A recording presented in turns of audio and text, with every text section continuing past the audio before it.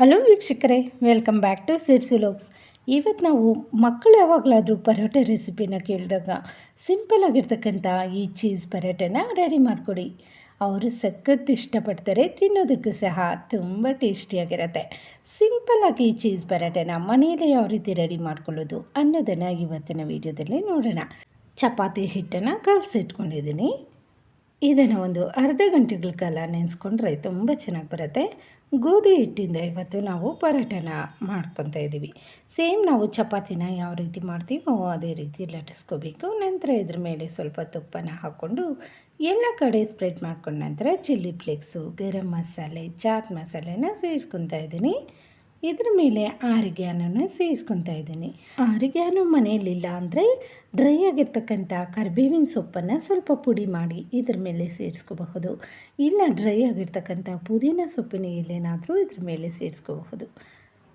ನಂತರ ಇದ್ರ ಮೇಲೆ ಚೀಸನ್ನು ತುರಿದಾದರೂ ಸೇರಿಸ್ಕೋಬಹುದು. ಸಣ್ಣ ಸಣ್ಣಗೆ ಪೀಸ್ಗಳಾಗಿ ಮಾಡಿಕೊಂಡು ಸಹ ಇದ್ರ ಮೇಲೆ ಸೇರಿಸ್ಕೋಬಹುದು. ಚೀಸನ್ನು ಹೆಚ್ಚಾಗಿ ತಿನ್ನೋಕ್ಕೆ ಇಷ್ಟ ಇರೋರು ಹೆಚ್ಚು ಪ್ರಮಾಣದಲ್ಲಿ ಚೀಸನ್ನು ಸೇರಿಸ್ಕೋಬಹುದು. ಇವಾಗ ಚಪಾತಿನ ಟ್ರಯಾಂಗುಲರ್ ಶೇಪಲ್ಲಿ ಮಡಚ್ಕೊಳ್ಳೋಣ. ಈ ರೀತಿಯಾಗಿ ಚೀಸ್ ಪರೋಟನ ಮಾಡಿಕೊಟ್ರೆ ಮನೇಲಿ ಎಲ್ಲರೂ ಸಖತ್ ಇಷ್ಟಪಡ್ತಾರೆ.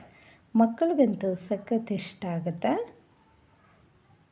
ಈ ಫೀಲಿಂಗ್ ಎಲ್ಲ ಆಚೆ ಬರ್ದಿರೋ ಇರೋ ಹಾಗೆ ಚೆನ್ನಾಗಿ ನಾವು ಇದನ್ನು ಪ್ರೆಸ್ ಮಾಡ್ಕೊಳ್ಳೋಣ. ಕಾರ್ನರಲ್ಲೆಲ್ಲ ನೀಟಾಗಿ ಪ್ರೆಸ್ ಮಾಡ್ಕೋಬೇಕು. ನಂತರ ಇದ್ರ ಮೇಲೆ ಸ್ವಲ್ಪ ಅಕ್ಕಿ ಹಿಟ್ಟನ್ನು ಸೇರಿಸ್ಕೊಂಡು ಲಟ್ಟಿಸ್ಕೊಳ್ಳೋಣ.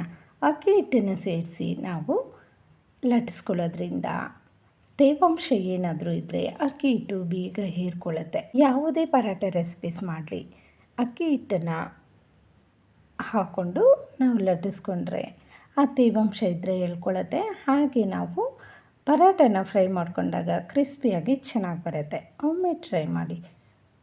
ನಂತರ ಹೆಂಚು ಮೇಲೆ ಸ್ವಲ್ಪ ಎಣ್ಣೆ ಹಾಕ್ಕೊಂಡು ಪರೋಟನ ಹಾಕ್ಕೊಂಡು ಎರಡು ಕಡೆ ತುಪ್ಪನ ಸೇರಿಸ್ಕೊಂಡು ಕೆಂಬಣ್ಣ ಬರೋವರೆಗೂ ಚೆನ್ನಾಗಿ ಫ್ರೈ ಮಾಡ್ಕೊಳ್ಳೋಣ. ಒಳಗಡೆ ಚೀಸು ಚೆನ್ನಾಗಿ ಮೆಲ್ಟ್ ಆಗುತ್ತೆ. ತಿನ್ನುವಾಗ ಟೇಸ್ಟ್ ಅಂತೂ ಸಖತ್ತಾಗಿರುತ್ತೆ. ನಾರ್ಮಲಾಗಿ ಯಾವಾಗೂ ಚಪಾತಿ ಮಾಡ್ತಾ ಇರ್ತೀವಿ.